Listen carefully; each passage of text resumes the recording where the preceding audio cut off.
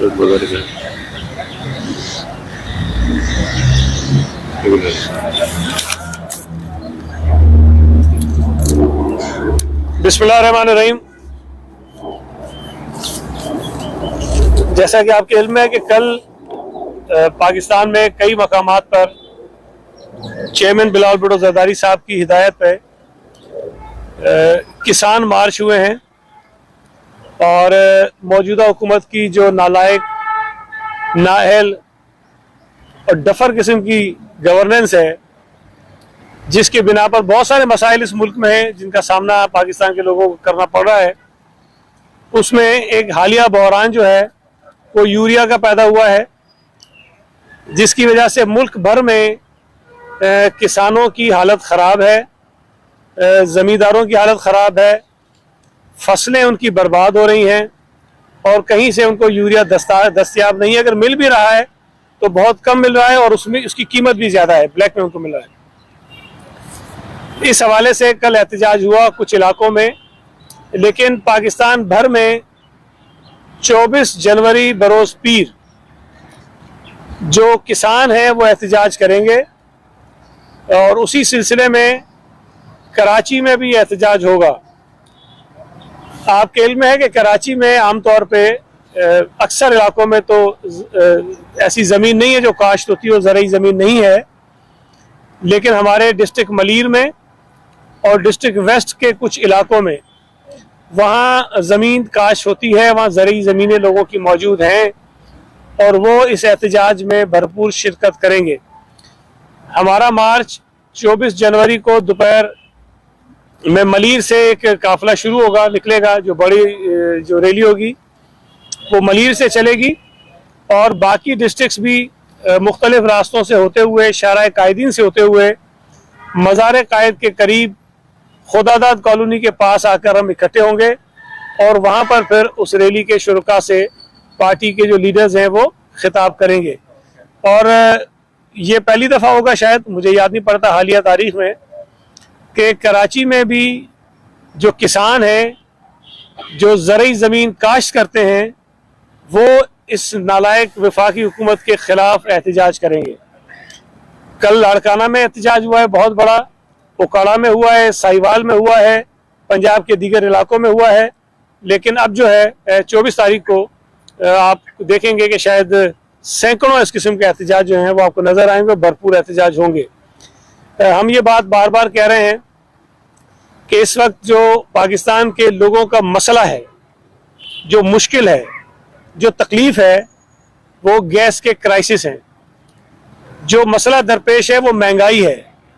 जो सबसे बड़ी मुसीबत हमारे लिए बनी हुई है वो पेट्रोल की कीमतें जो बढ़ रही है रोज़ाना वो हैं। डॉलर महंगा होता जा रहा है, चीनी महंगी हुई है, गंदम महंगी हुई है, दालें महंगी हैं, दवाएं महंगी हैं। हर वो चीज़ जो आम आदमी इस्तेमाल करता है उसकी कीमतें आसमान को छू रही हैं। और बदनसीबी की बात यह है कि वफाकी हुकूमत में बैठे हुए इनके जो 300 तर्जुमान हैं वो बार बार ये कहते हैं कि जी इन्फ्लेशन नहीं है, और अगर माने तो फिर कहते हैं ये तो पूरी दुनिया में है। लेकिन ये बात अब किसी के ढकी छुपी नहीं है। दुनिया भर की जो महंगाई की शरह निकाली गई है उसमें पाकिस्तान दुनिया में तीसरे नंबर पर है। अर्जेंटीना पहला है, तुर्की दूसरा है और पाकिस्तान तीसरा है। बाकी सारे के सारे ममालिक महंगाई जो हुई है मुल्कों में उसमें हमसे बहुत पीछे हैं। तो ये मैं समझता हूँ कि बड़ा भोंडी एक दलील है कि जब आप ये कहें चूंकि पूरी दुनिया में हो रहा है इसलिए पाकिस्तान में महंगाई हो रही है। पाकिस्तान में महंगाई मौजूदा हुकूमत की नाअहली की वजह से है, नालायकी की वजह से है, इनकी मिसमैनेजमेंट की वजह से है, इनकी करप्शन की वजह से है। और अगर इनकी ये नालायकी और नाअहली इसी तरह चलती रही तो इस मुल्क का जो हशर उन्होंने कर दिया है 3.5 साल में, अल्लाह न करे कि आने वाले सालों में शायद हमारा हाल और बुरा होगा। यहाँ बेरोजगारी में बेपनाह इजाफा हुआ है और उससे तवज्जो हटाने के लिए सूबा सिंध में ये लोकल गवर्नमेंट के कानून को बुनियाद बनाकर यहाँ पर तमाशे लगाए जा रहे हैं। इस वक्त आप जाकर आवाम से पूछें, आप पूरे शहर में फिरते हैं, आपके नुमाइंदे पूरे मुल्क में फिरते हैं, जाकर लोगों से सवाल करें कि तुम्हें गैस चाहिए कि बलदियाती कानून चाहिए, लोग कहेंगे कि गैस चाहिए। आप उन्हें कहें कि तुम्हें सस्ता पेट्रोल चाहिए या मेयर के इख्तियार चाहिए, वो कहेंगे कि हमें सस्ता पेट्रोल चाहिए।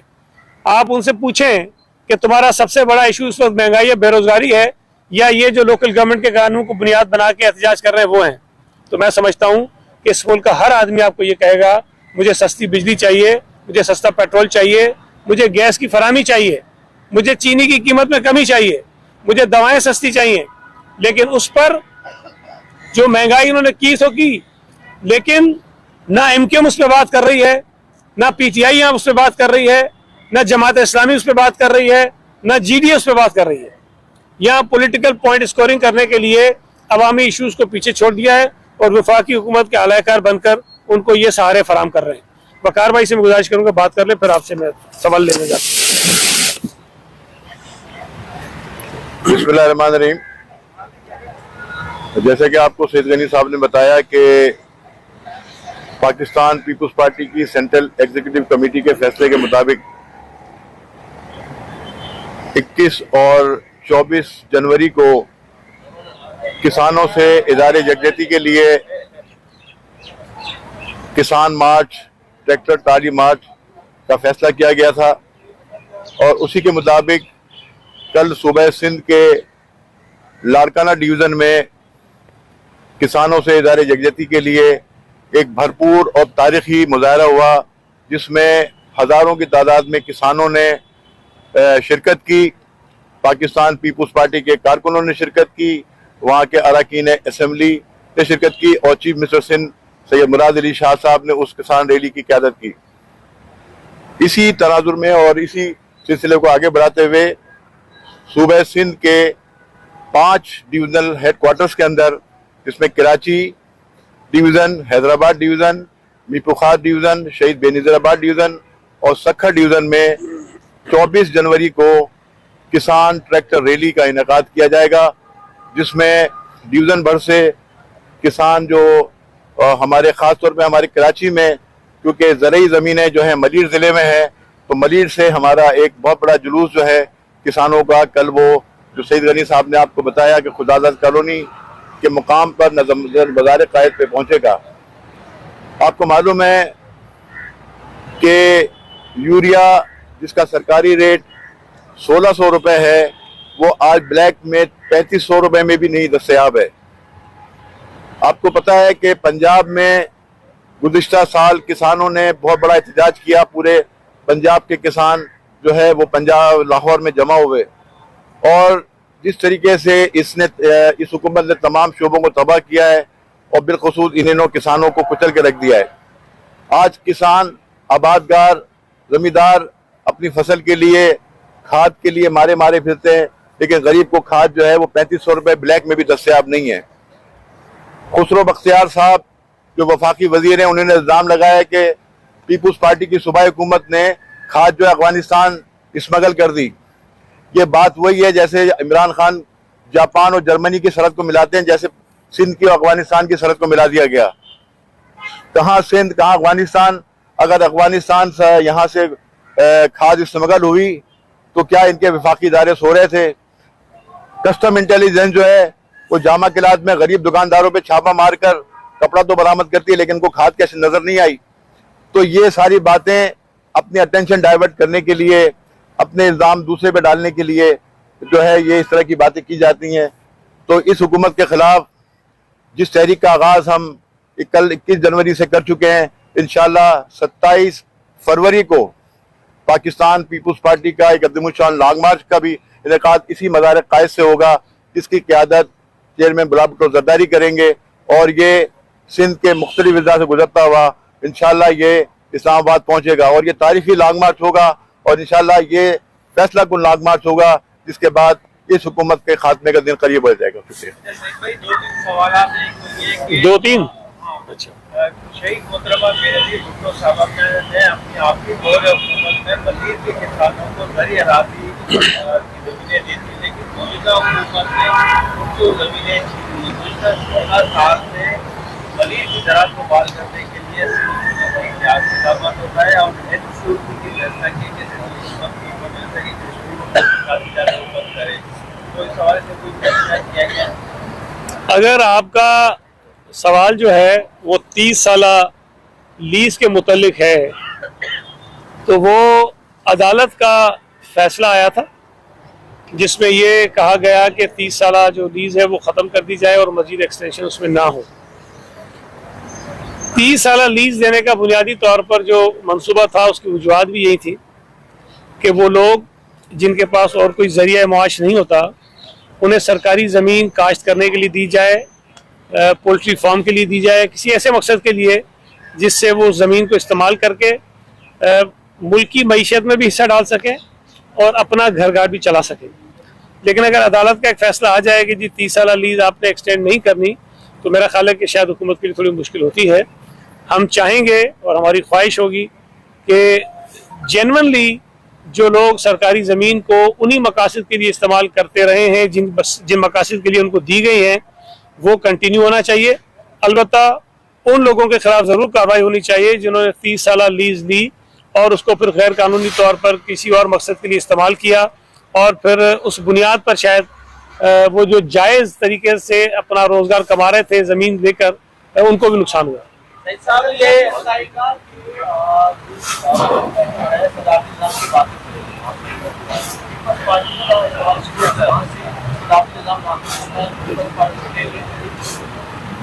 यार ये नए नए शोशे छोड़ दिए जाते हैं और मैंने अभी आपको कहा ना कि ये वफाकी हुकूमत बाकी तो हर काम में नालायक तो नायल है, लेकिन लोगों की अटेंशन डाइवर्ट करने के लिए इस तरह मतलब बेपर की जो चीज़ें लेकर आ जाते हैं उसमें बड़े माहिर है। ये एक बेतुकी छोड़ते हैं और उसके बाद सारे ड्रम बजाते हैं। सदारती निज़ाम इस मुल्क में आने का कोई रास्ता मौजूद नहीं है, कोई सियासी जमात उसको कबूल करने को तैयार नहीं है और इस वक्त ये बात बिल्कुल आया है। इस मुल्क को यकजा करने के लिए अगर सबसे बड़ी कोई फोर्स है तो वो 1973 का कॉन्स्टिट्यूशन है जो पार्लियामेंट्री तर्ज हुकूमत के तहत बना है और उसके तहत हुकूमतें चलती हैं। एक ऐसी चीज़ जिस पर चारों सूबे मुत्तफिक हैं, जिस पर मुल्क की तमाम बड़ी सियासी जमातें मुत्तफिक हैं, जिस पर तजर्बात बहुत सारे हमारे मुल्क में हैं, उन तजर्बात से कुछ सीखने के बाद एक आइन बना है। अगर उससे छेड़खानी करके कोई नई शरारत करने की कोशिश की जाएगी तो ये शायद किसी एक आध फर्द को फ़ायदा पहुंचाने की कोशिश तो ज़रूर हो सकती है, इससे मुल्क को नुकसान होगा और मैं ये समझता हूँ कि मुल्क का नुकसान ना इस मुल्क की सियासी जमातें बर्दाश्त कर सकेंगी, ना अदालतें बर्दाश्त कर सकेंगी और ना ही कोई और शख्स इसकी इजाज़त दे सकता है। ये एक शोशा है और ये शोशा उसी तरह मर जाएगा जिस तरह और शोशे उन्होंने छोड़े। ये बता दें भाई अव्वल तो देखिए अब शोशा है ना, अब शोशे पे क्या रद्द-ए-अमल देंगे। जब अमली तौर पे कोई कोशिश होगी तो जरूर से बात होगी, लेकिन अभी शोशा है, ये शोशे के अलावा कुछ नहीं है। दूसरा एक सवाल आया था स्कूलों के हवाले से। देखिए एनसीओसी इस वक्त फैसले कर रही है और सुप्रीम कोर्ट के फैसले के मुताबिक एनसीओसी का जो फैसला होता है उसको तमाम सूबों ने मानना है। अगर एनसीओसी अपने फैसले में ये कहे कि इस फैसले के मुतालिक जो है वह हतमी फैसला सूबे करेंगे तो वो एक अलग बात है। तालीमी इदारों के हवाले से जो बात की गई है अब उसकी यकीनन एजुकेशन डिपार्टमेंट उस पर उसको देखेगा कि हमने क्या करना है, लेकिन एक बात तो तय है कि बहुत नंबर्स जो हैं वो कोविड के बहुत ज़्यादा बड़े हैं, जो तशवीशनाक बात है। उस हवाले से कोई ना कोई रिस्ट्रिक्शंस जो है वो ज़रूर होनी चाहिए। हमने देखा है कि आमतौर पे जो लोग हैं वो उसमें एहतियात नहीं कर रहे जितनी एहतियात उनको करनी चाहिए। ये बता दें सईद भाई, कल खान साहब ने अपनी माशी टीम को तो मुबारकबाद दी और कहा है कि लोगों की आमदनी में इजाफा हुआ है और ये उनकी 3 साल कारकर्दगी के सबरात हैं। दूसरी तरफ आप दूसरा मंजर पेश कर रहे हैं। इसके अलावा साथ साथ वो इकबाल कोट वाला सवाल है क्योंकि सोशल मीडिया पे बड़ा चल रहा है कि वो इकबाल कोट था, अल्लामा इकबाल के नाम पे था, तो आप ये तारीख को मत क्यों कर रहे हैं? पहली बात तो पहले ही मैं कर दूं, चूँकि इसका मुख्तसर सा जवाब है। देखें अल्लाह का शुक्र है, जो लोग मुझे जानते हैं मैं कभी भी हवा में बात नहीं करता। एमक्यूएम ने एक प्रेस कॉन्फ्रेंस की, उन्होंने कुछ नामों को मुतनाज़ा बनाने की कोशिश की और मैंने प्रेस कॉन्फ्रेंस में उसकी वजाहत की।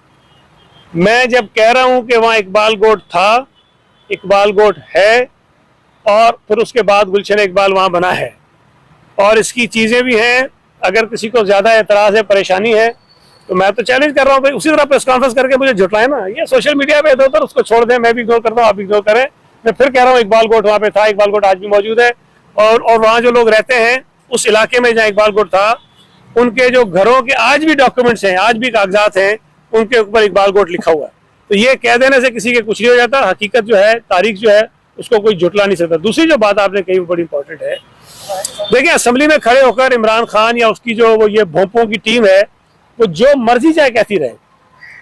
आप इस मुल्क के लोगों से पूछें, कोई एक आदमी मुझे इस मुल्क में लाकर दे जो ये कहे कि महंगाई नहीं हुई है, जो ये कहे कि मेरी जिंदगी इमरान खान के आने के बाद अजीरन नहीं हुई है कोई ये कहे कि जी मेरी आमदनी में इजाफा हो गया है।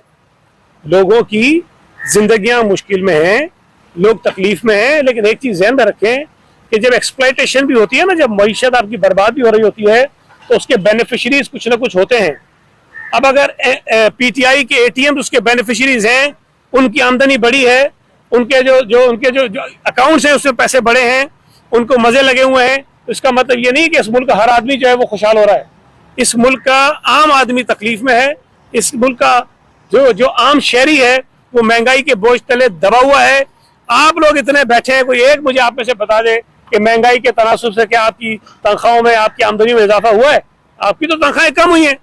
जितना आप पहले, आज से 2 साल 3 साल पहले कमा रहे थे, उतना आप नहीं कमा रहे हैं। अगर उतना भी कमा रहे हैं तो महंगाई इतनी हो गई है कि उसके जरिए जितनी चीजें आप खरीद सकते थे, आपकी कुव्वत खरीद कम हो गई है। तो ये जो मजाक करते रहते हैं असेंबलियों के अंदर खड़े होकर, ये मैं समझता हूँ कि लोगों के जख्मों पर ये नमक छिड़कते हैं।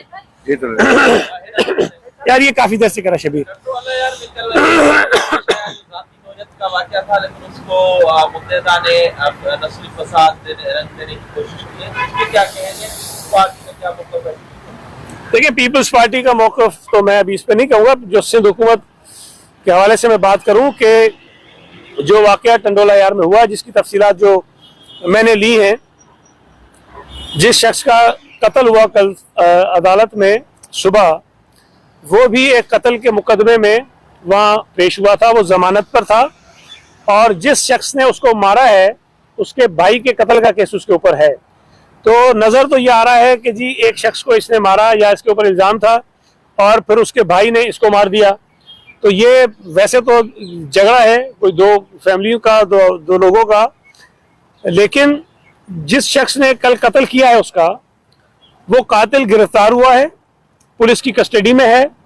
FIR जो मकतूल है उसकी फैमिली की ख्वाहिश या जिस तरह की वो चाहते थे उस तरह से हुई है। पुलिस ने कार्रवाइयाँ की हैं, उनके घरों पे रेड किया है, सारी चीज़ कानून के मुताबिक जिस तरह एक होनी चाहिए वो हुई है। लेकिन मुझे समझ नहीं आया कि कल फिर वहाँ एक हंगामाराई हुई, एक पुलिस चौकी पे हमला हुआ, वहाँ मोटरसाइकिलें जलाई गई, गाड़ियाँ जलाई गई, वहाँ से कुछ सामान जो है वो हंगामाराई करने वाले लेकर चले गए। उस पर भी FIR हुई है जिन्होंने हंगामा किया उनके खिलाफ। लेकिन मैं बात ये कभी से कह रहा हूँ कि MQ जो है वो लिसानी फसादात चाहती है। उन्होंने लोकल गवर्नमेंट के कानून को लिसानी फसादात की बुनियाद बनाने की कोशिश की, जिस किस्म के बैनर्स लगाए, जिस किस्म की शरारतें उन्होंने की, वो आपके सामने है। ये जो वाकया टंडोला यार में हुआ है, ये जुर्म है, ये क्राइम है, और क्राइम को क्राइम के तौर पे लिया जाना चाहिए। अगर तो पुलिस ने कार्रवाई ना की होती, पुलिस ने उस कातिल को गिरफ्तार ना किया होता, पुलिस ने जो मकतूल की फैमिली है उसकी मर्जी के मुताबिक FIR ना काटी होती, तो फिर बाकी शायद इल्जामात ठीक होते। लेकिन एक कत्ल के वाक़े को अगर लिसानियत की बुनियाद पे वो आग बनाकर फैलाना चाहेंगे तो मैं समझता हूँ कि इसका नुकसान होगा, और सूबा सिंध ने पहले ही इसके बहुत नुकसान उठाएं, हमें उस तरफ नहीं जाना चाहिए।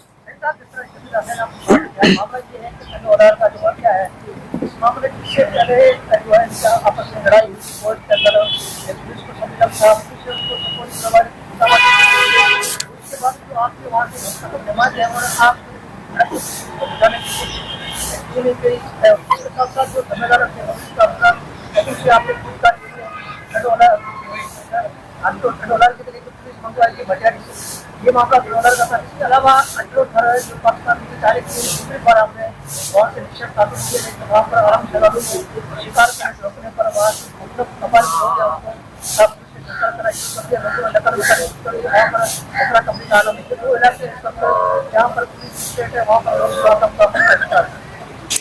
देखिए, टंडोला यार के वाक़े पे मैं तफसील से बता चुका हूँ, लेकिन एक चीज़ आपने बीच में कही कि वहाँ मटियारी से जो है वो पुलिस को क्यों बुलाया गया था।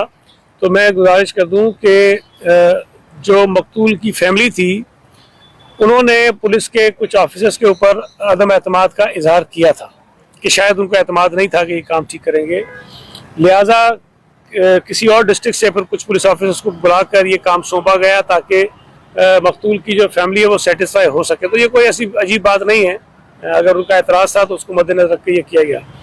दूसरी जो आपने शिकार की बात की, इसको हम देख रहे हैं और ये बुनियादी तौर पर तो जो शिकार होता है उसकी कानून के मुताबिक इजाज़त दी जाती है। कुछ मखसूस इलाके हैं जिसमें इजाज़त दी जाती है। अगर उन इलाकों के अलावा कहीं पे ये शिकार किया जाता है तो वो गैर कानूनी तस्वुर होता है और उसके फिर कार्रवाई हो सकती है कानून के मुताबिक गैर कानूनी शिकार के नतीजे में। तो ये सारी चीज़ें इतनी सीधी नहीं होती कि कोई अचानक से आ गया हो कुछ होगा, हमें ये सारी चीज़ें देखनी है, उसके बाद उस पर हम कोई राय दे देंगे।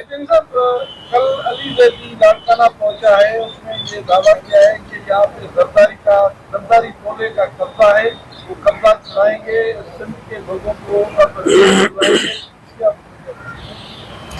यार फिलहाल तो इस मुल्क के अवाम जो हैं वो इमरानी सर्कस के जो जोकर हैं उनसे छुटकारा हासिल करने की कोशिशों में है। और आप ये देख लें कि मुल्क भर में पाकिस्तान पीपल्स पार्टी ने जब जब पेट्रोल की कीमतों में इजाफे के ख़िलाफ़, महंगाई के ख़िलाफ़, गैस की किल्लत के ख़िलाफ़, यूरिया की किल्लत के ख़िलाफ़ जो कल हुए, जहाँ जहाँ मुजाहरे किए हैं अवाम ने भरपूर उसमें शिरकत की है। अब अली जैदी टाइप किस्म के जो लोग हैं जिनके मुतालिक मैं कुछ नहीं कहता, वो जो अहमद जवाद इनके इंफॉर्मेशन सेक्रेटरी PTI के साबिक, जो वो कह रहे हैं उसका जवाब मैंने अभी तक नहीं सुना अली जैदी के मुंह से कि वो उनका क्या जवाब इस पर है। वो लाड़काना जाएं, हैदराबाद जाएं, सक्खर जाएं, घोटकी जाएं, जहाँ जाना चाहते जाएं, ये उनका मुल्क है, उनको जाना भी चाहिए। लेकिन इंतखाबात में जिस किस्म की जिल्लत PTI के नसीब में आ रही है, चाहे वो कराची के कैंटोनमेंट के इलेक्शन हो, PS 88 के कराची बलीर के इलेक्शन हो, NA 249 बल्दिया कराची के इलेक्शन हो, उमरकोट के इलेक्शन हो, सांगड़ के इलेक्शन हो, थरपारकर के इलेक्शन हो, PTI के नसीब में जिल्लत लिखी हुई है। और लोगों की जो राय होती है उसका बेहतरीन तरीका वोट है, जिससे आप जज कर सकते हैं कि लोग किसके साथ खड़े और किसकी कारकर्दगी से मुतमईन है कि नहीं है। तो PTI अल्लाह के फजल से जितनी जिल्लत उनके नसीब में लिखी है उससे ज्यादा पा रही है और आइंदा आने वाले दिनों में पाती रहेगी। आप लॉन्ग मार्च करने जा रहे हैं 27 तारीख को, 27 फरवरी को। आपके मुखालिफिन ये कहते हैं कि इस लॉन्ग मार्च से हमें कोई फर्क नहीं पड़ेगा और पीपल्स पार्टी जबरी तौर पर लोगों को पार्टी में शमूलियत पर मजबूर कर। एक तो सवाल ये, दूसरा लॉकडाउन के बारे में लोग बड़े वंचित हैं, बड़े परेशान हैं, जरा सा उसको भी कहिए। देखिए, पहली बात तो ये है कि लॉकडाउन का अभी तो कोई फैसला नहीं है और ये बात पहले भी CM साहब ने कही है। हालांकि ये तो हकीकत है कि कल जितने केसेस रिकॉर्ड हुए हैं पॉजिटिव, जब से कोविड शुरू हुआ है फरवरी 2020 से, तब से इतने केसेस कभी नहीं आए। लेकिन जो हॉस्पिटल्स के ऊपर प्रेशर था शुरू में, अल्लाह का शुक्र है वो प्रेशर इस वक्त अभी भी नहीं है। दो वजूहत हैं उसकी। एक तो वैक्सीनेशन लोगों ने करा ली है, तो जिनको कोविड हो भी रहा है तो इतना वो उनको अफेक्ट नहीं कर रहा। दूसरी वजह यह है कि हॉस्पिटल्स को हमने काफ़ी अपग्रेड किया है, कैपेसिटी उनकी बढ़ाई है। तो इस वक्त फिलहाल लॉकडाउन की कोई सूरत हाल नहीं, लेकिन खुदा ना करे अगर हालात बहुत ख़राब हो जाते हैं तो फिर कोई चॉइस नहीं रहेगी आपके पास कि आप इस पर सख्ती करने जाएं। जो लॉन्ग मार्च की बात कर रहे हैं, देखिए पीपल्स पार्टी का लॉन्ग मार्च जो है वो आप देखेंगे कि शायद आपको ऐसा लॉन्ग मार्च कभी नजर नहीं आया होगा जितना ऑर्गेनाइज और जितने बेहतर तरीके से ये होगा और जितनी बड़ी तादाद लोगों की इसमें शरीक होगी कि कराची से हम चलेंगे और इस्लामाबाद पे जाएंगे और इंशाल्लाह ताला इस हुकूमत को फारिग करेंगे। मुझे ये बात समझ नहीं आई कि जबरी तौर पर पार्टी में शामिल कराने वाली एक नई मैंने ये बात सुनी है कि वो कौन से लोग हैं जिनको जबरी तौर पर शामिल करवाया जा रहा है। लोग खुशी से पीपल्स पार्टी में आ रहे हैं। हमारे पास वक्त नहीं है कि हम उनकी ज्वाइनिंग्स के लिए टाइम निकाल सकें।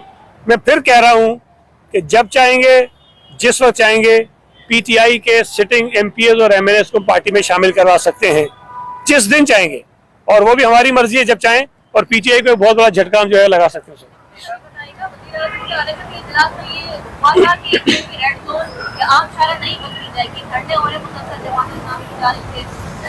के बाहर की सड़क के वो हम देंगे, इसमें मतलब बात क्यों हो रहा है, जबकि अपोजिशन ये समझती है कि हुकूमत इसकी सरपरस्ती कर रही है। देखिए, उसूली तौर पर तो जो रेड जोन एरिया हैं, जो सेंसिटिव इलाके होते हैं, वहाँ इस किस्म की एक्टिविटीज़ होनी नहीं चाहिए। लेकिन हमारे यहाँ लोगों ने एक मिजाज बना लिया है कि रेड जोन में जाकर ही वो करेंगे। तो बहरहाल अब अगर हम उनको वहाँ गिरफ्तार करेंगे, कोई सख्ती करेंगे, तो उसको भी दूसरा रंग दिया जाता है। हम बहुत रिस्ट्रेंट का मुजाहरा करते हैं और हमारी कोशिश है कि लोग जो पुरअमन तौर पर एहतजाज करते हैं उनके खिलाफ कोई कार्रवाई ना हो। लेकिन गुलशन इकबाल में मेन यूनिवर्सिटी रोड पे कुर्सियां लगाकर एक एहतजाजी जलसा करना किसी तौर पर भी मुनासिब नहीं है। देखिए, पुरअमन जलसा करने का हक या एहतजाज करने का हक आपका वहाँ ख़त्म हो जाता है जहाँ किसी और का हक शुरू होता है। और सड़क पर चलना, उनकी गाड़ियाँ चलाना, उनको मूव करना, ये हर आम आदमी का हक है। और अगर कोई उसके उस हक में रुकावट डाले और ये कह करके जी मेरा बुनियादी हक है, तो ये बिल्कुल भी नहीं। तो ये एहसास उन जमातों को भी होना चाहिए जो अवाम के लिए एहतजाज करने का दावा कर रहे हैं। आप अवाम के लिए एहतजाज करने का दावा करें और दूसरी तरफ अवाम को मुश्किल में डाल दें, ये मुनासिब बात नहीं है। एहतजाज करने के लिए, जलसा करने के लिए, जुलूस करने के लिए बहुत सारी जगह हैं। और मैं आपको बताता हूँ कि हमारा जो ये एहतजाजी किसान मार्च जो है, शुरू में इसका रूट कोई और था और टाइमिंग भी कोई और थी। हमने अवाम को कम से कम तकलीफ देने के लिए और शायद उसको बहुत मिनिमाइज करने के लिए रूट चेंज किया और वक्त चेंज किया, इसलिए कि शाम 5 बजे के बाद ट्रैफिक का फ्लो बहुत ज़्यादा बढ़ जाता है। और हम ये चाह रहे हैं कि हमारा एहतजाज शाम 5 बजे से पहले पहले हम इसको ख़त्म कर दें और ऐसे रूट पे जाएं जहां लोगों को बहुत ज़्यादा तकलीफ ना हो। तो हम एहसास कर रहे हैं, लेकिन वो जमातें जो ड्रामे मचा रही हैं पूरे शहर में, उनको इस चीज़ का एहसास नहीं है। ऑरेंज लाइन के बारे में बताते हैं, बड़ा सा मंसूबा है, 2016 का आगाज हुआ है बोर्ड ऑफिस से औरंगी टाउन तक 4 किलोमीटर, कब तक बसें आ जाएंगी, कब तक आगाज? देखिए, बसें तो इसकी ग्रीन लाइन के साथ ही इनको लानी थी। फेडरल गवर्नमेंट ने जो प्रोक्योरमेंट की है वो इसलिए कि पहले आपको पता है कि ग्रीन लाइन की बसेस भी सिंध हुकूमत ने लानी थी, इंफ्रास्ट्रक्चर फेडरल गवर्नमेंट ने बनाना था। फिर उनके पास कोई सेविंग्स हुई तो उन्होंने कहा कि ये बसेस भी हम प्रोक्योर कर लेते हैं। चूंकि ऑरेंज लाइन की बसों की तादाद बहुत कम है, तो ये बहुत अजीब सा होता कि हम अलग से प्रोक्योर करते, वो अलग से करते। तो जब ग्रीन लाइन की प्रोक्योरमेंट उन्होंने शुरू की तो हमने ये प्रोक्योरमेंट भी उनको दे दी, उसके पैसे हम दे चुके हैं। तो बसें तो उनको पता होगा आई है नहीं आई है, कब आ रही है, कब शुरू करेंगे। जो इंफ्रास्ट्रक्चर है वो काफ़ी हद तक मुकम्मल है।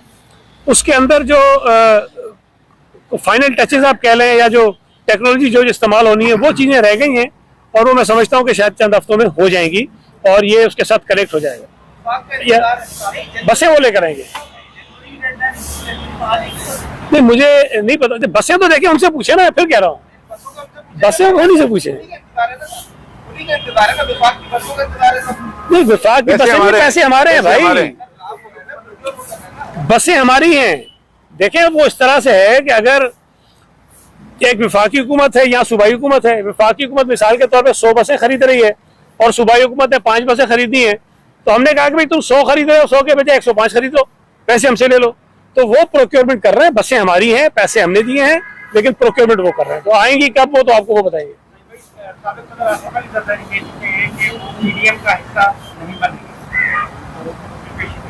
अब रास्तों की बातें चल रही है कि मौलाना रास्ते कर रहे हैं कि एक साथ एहतजाज हो जाए, तो क्या इस तरह दोनों मकसद अगर एक है तो दोनों जमातें? देखिए, मैं हमेशा एक बात कहता हूँ कि अगर आपका मकसद एक हो और मिनिमम कॉमन एजेंडे पे जमातें एक जगह आ सकती हैं, मतलब जरूरी नहीं है कि हम किसी जमात में जम हो जाएं, कोई हमारी जमात में जम हो जाए। अगर मकसद ये है कि इस नालायक नाइल हुकूमत को रवाना करना है, इस मुल्क के लोगों की जान छुड़ानी है, तो उस पर तो फिर इत्तफाक और इत्तेहाद हो सकता है ना उस चीज़ पे। बल्कि यहाँ तक भी हो सकता है कि पीटीआई के बहुत सारे लोग इस पर मुत्तफिक हो जाएं कि जनाब इस नालायक हुकूमत को रवाना करना है इसलिए कि लोगों की जिंदगी जीलन हो गई है, तो वो भी इसमें शामिल हो सकते हैं और उस हुकूमत को गिराने में अपना असर डाल सकते हैं। Thank you ji.